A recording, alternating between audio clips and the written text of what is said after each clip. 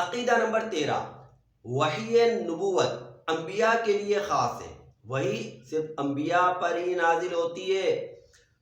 جو اسے کسی غیر نبی کے لیے مانے کافر ہے۔ جو وحی کے نزول کو مانے کہ کسی غیر نبی کے لیے ہوا تو وہ شخص دائرہ اسلام سے خارج ہے۔ نبی کو خواب میں جو چیز بتائی جائے وہ بھی وحی ہے، اس کے جھوٹے ہونے کا احتمال نہیں۔ ولی کے دل میں بعض باتیں سوتے یا جاگتے میں کوئی بات القاء ہوتی ہے، اس کو الہام کہتے ہیں۔ ولی کے دل میں کوئی بات آ گئی، سوتے ہوئے خواب میں آ گئی یا جاگتے میں آ گئی تو اسے کہتے ہیں الہام۔ اور وحی شیطانی کہ القاء من جانب الشیطان ہے، یعنی شیطان کی جانب سے بھی وحی ہوتی ہے۔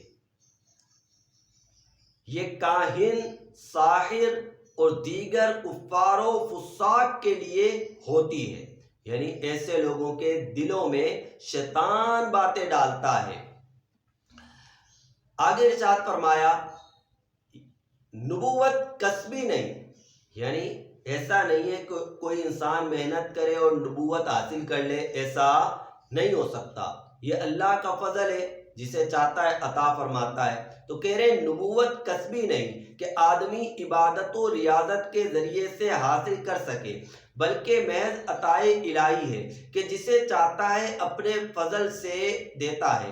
ہاں، دیتا اسی کو ہے جسے اس منصب عظیم کے قابل بناتا ہے، جو قبل حصول نبوت تمام اخلاق رذیلہ سے پاک، یعنی دیتا اسی کو ہے نبوت جنہیں اس قابل بناتا ہے، جو نبوت اعلان نبوت سے پہلے بھی اخلاق رذیلہ یعنی برے اخلاق سے پاک اور تمام اخلاق فاضلہ سے مزین یعنی اچھے اخلاق، تمام اچھے اخلاق ان میں موجود ہوتے ہیں اور تمام برے اخلاق سے وہ پاک ہوتے ہیں۔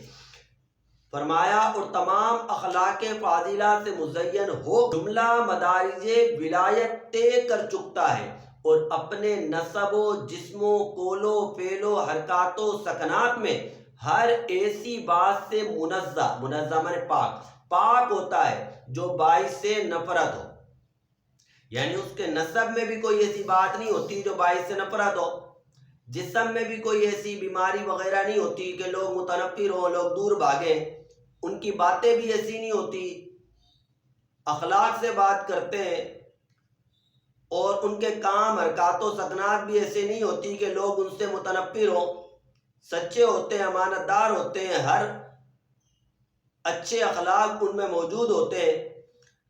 فرمایا اسے عقل کامل عطا کی جاتی ہے، نبی کو عقل کامل عطا کی جاتی ہے۔ کیسی کامل ہوتی ہے نبی کی عقل؟ تو کہہ رہے ہیں جو اوروں کی عقل سے بدرجہ زائد ہوتی ہے۔